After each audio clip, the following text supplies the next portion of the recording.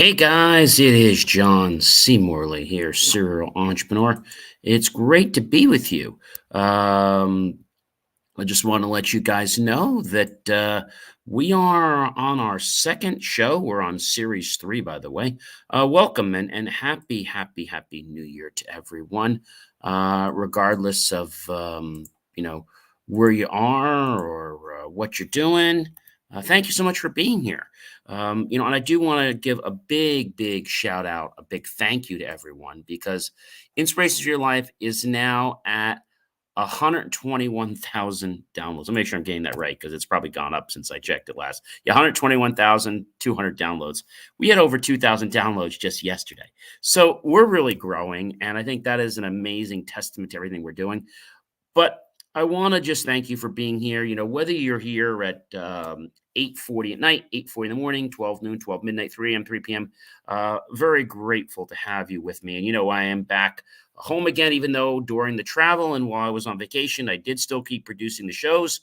So, we never really miss the show here. And I think that is the most important thing for everyone is that we keep the shows rolling all the time. I think that is really, absolutely the coolest thing. And so, what I want to say to you guys is, the topic we have, what we started doing in actually the last couple weeks of 2023, and now we're doing it in 2024 and beyond. We come up with a master topic for the entire week. But before I do that, I want to just let you guys know who I am because maybe you guys don't know who I am. So I'm John C. Morley. I'm a serial entrepreneur. I'm a podcast host. I'm a podcast coach. And I'm a specialist in helping businesses tell a story that leads to them growing and being more scalable and, of course, more profitable. All right. Now, I typically work with companies that bring in 10 million or more, and they either know their story or they want to find their story, and I'm happy to help them with that and drive it from the core. So let's get right into what the master topic is for the week.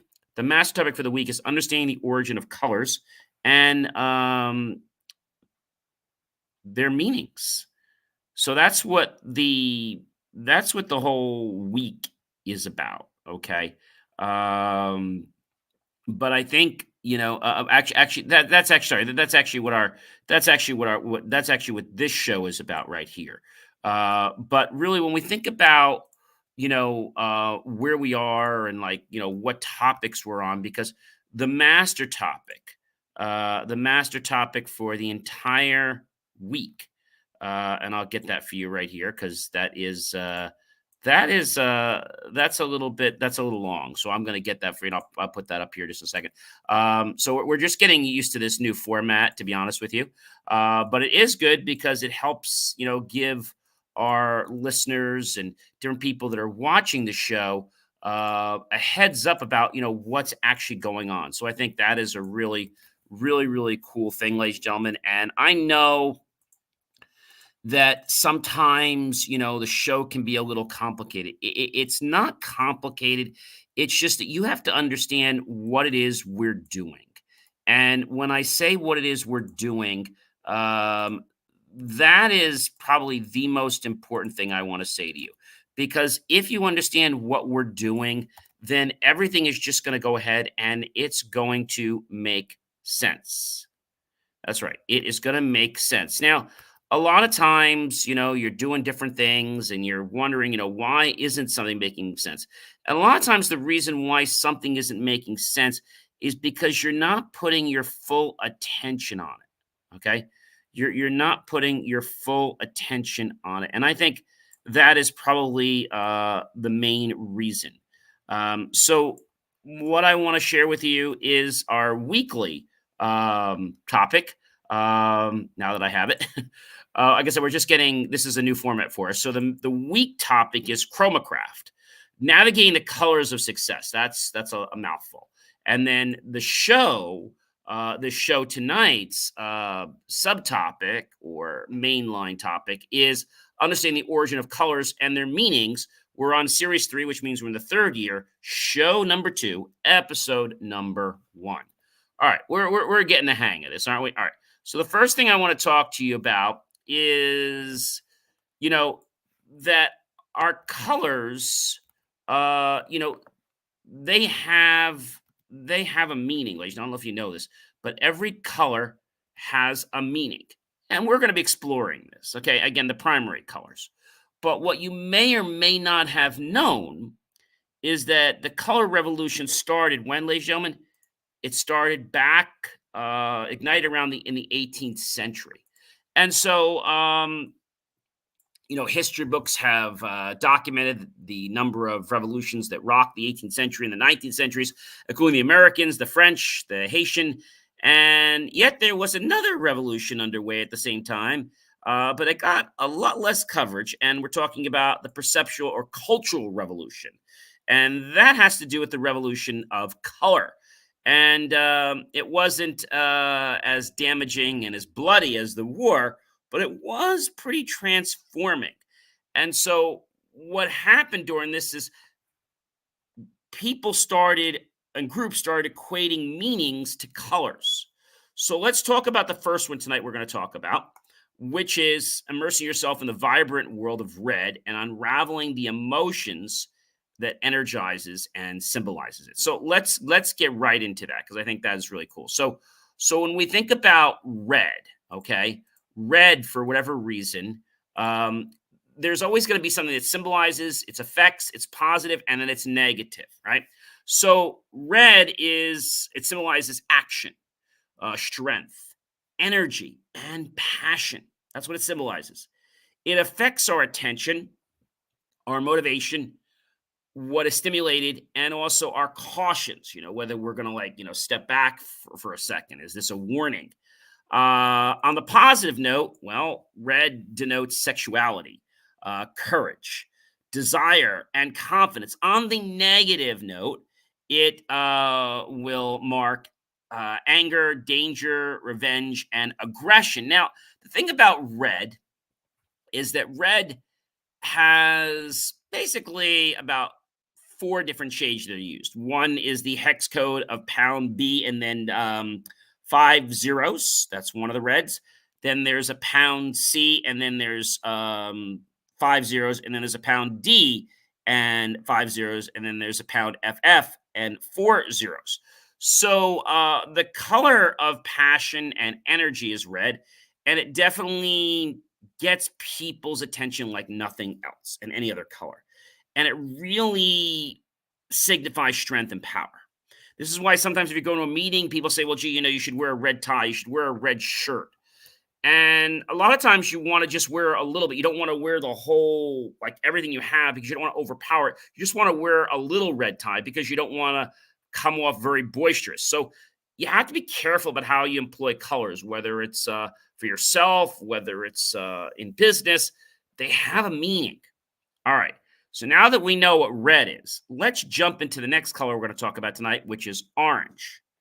So you can feel the warmth of orange. And as I'm going to delve into, yes, the transformative powers and impact on the aspirations of orange right now.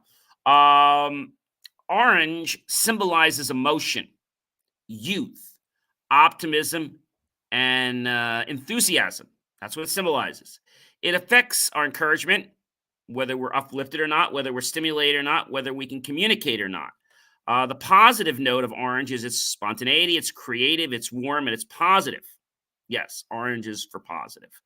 And the negative part of orange is would be exhibitionism, superficial, impatient, and domination. Now, there are 4 hex colors to represent the most popular oranges. That's a pound 983D00, pound C14D00, and there are 2 more, pound D95700, and pound EA5E00. So when we think about, the color revolution and how the world has evolved, by the 18th and the 19th centuries, trade had begun, and in many tokens was replaced by colonization. Europeans had more of an understanding on a global economic system and allowed them to build up an empire out of color. And it was almost like, I want to think of it like this, that color was like it was like a currency. Now, it wasn't money that, people were able to buy things with, but just like money is currency, money is energy. Colors are energy. And the thing about colors is they are psychologically affecting us, whether we know it or not. And you guys know I've studied psychology for quite a while with hypnosis and neurolinguistic programming and the Silva method. The government recognized that there was an economic benefit in turning a blind eye, and by the 1780s, most of the traditional barriers to consumption had disappeared. Many colors were available to anyone who could afford them, and because of the cruel dynamics of uh, colonialism and slave labor, they could do so at a lower cost. Soon, the lower cost sought goods or cheap knockoffs of luxury items, much like imitation Louis Vuitton wallets and purses, to satisfy the consumers of today. And the 18th century urban um, poor carried inexpensive fans and sported fake gold watches. So notoriously, colors were one of the hardest thing to make popular. They had become potent symbols of power because they were so rare in the first place. When you think about, you know, let's say printing something, you print something in one color, let's say black and white, it's a lot cheaper. If you print it in color, it is more money.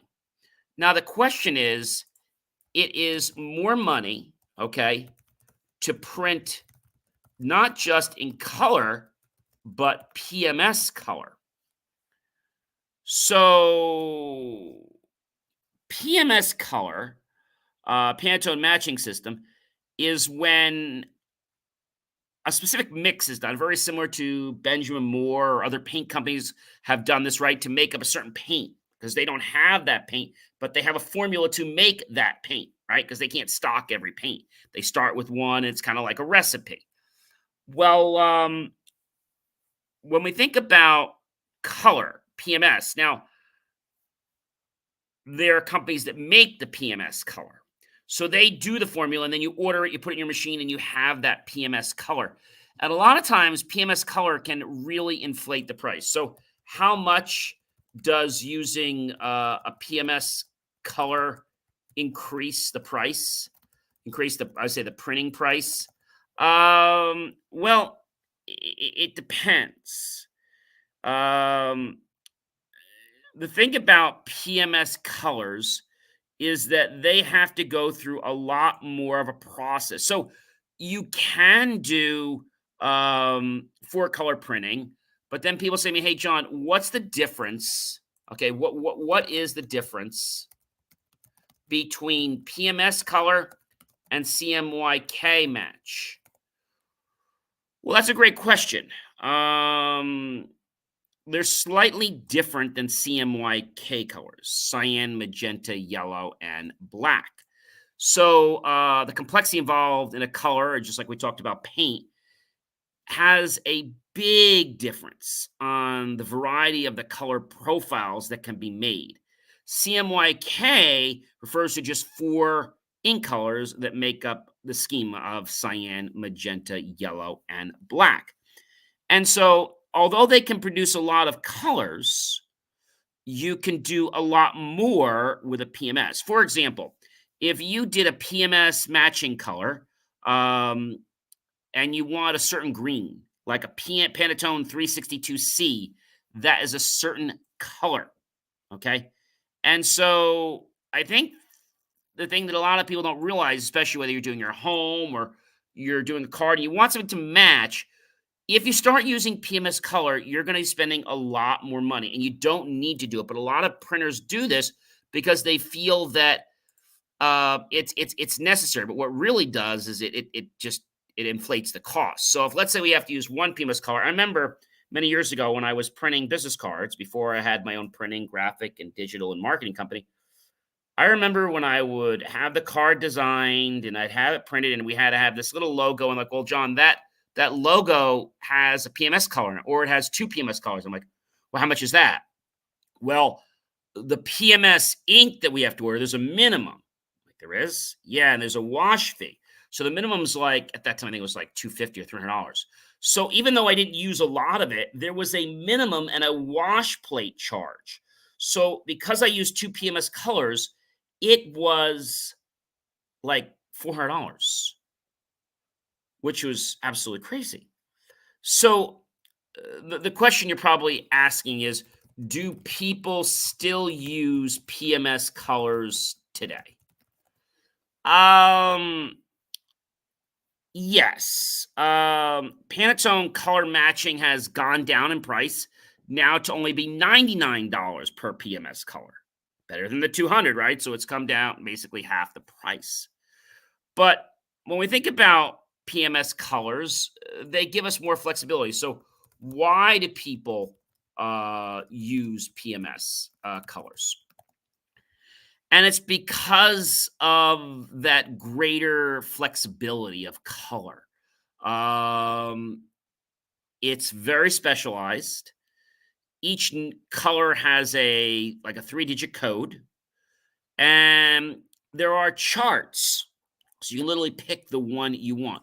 So Pantone colors are derived from the PMS or Pantone matching system. It's a standardized way to identify specific colors. And a major application for Pantone colors is that they help manufacturers to verify that color match specification. Professional quality assurance companies, departments, or even like your car, you want to make sure you're getting that car. How many times have you bought, maybe it's a cable or even a jacket? And sometimes they say, well, the color, that's not the color that we produce. That's not the way it comes out anymore. Well, why? It's because they didn't standardize, because they didn't match. Now, what we do when we print colors is we scan to make sure we have a match. So we make sure that that ink color is exactly the same color now, 10 years, 5 years from now. We always scan it to get that right profile on the machine. So do you really need PMS? It depends on what you're doing. I guess that's what it really comes down to. Ladies and gentlemen, I am really enjoying diving into colors with you. We have a lot more. But in this week, you're going to become experts on why people use certain colors, and even yourselves be able to know and make a choice to why a certain color is being used. So we learned about red today, which is a really good one. And we learned about orange today. I hope you guys have an amazing rest of your evening here. Before I do say goodbye to you, which unfortunately I have to say goodbye. I really don't want to, but I have to say goodbye. I want to let you know that I'm John Morley, and I'm a serial entrepreneur, and I'm a podcast host and a podcast coach, and a specialist in helping businesses tell a story that leads to them growing and being more scalable and profitable. And typically I work with companies that bring in 10 million or more, and they know their story. And if they don't know their story, then they want me to help them find it so I can get people curious about it so they can ask questions and then potentially want to do business with them. Have yourself an amazing evening, everyone. And I'm going to catch you guys, real soon. That'll be, tomorrow. Take care. I'll see you then.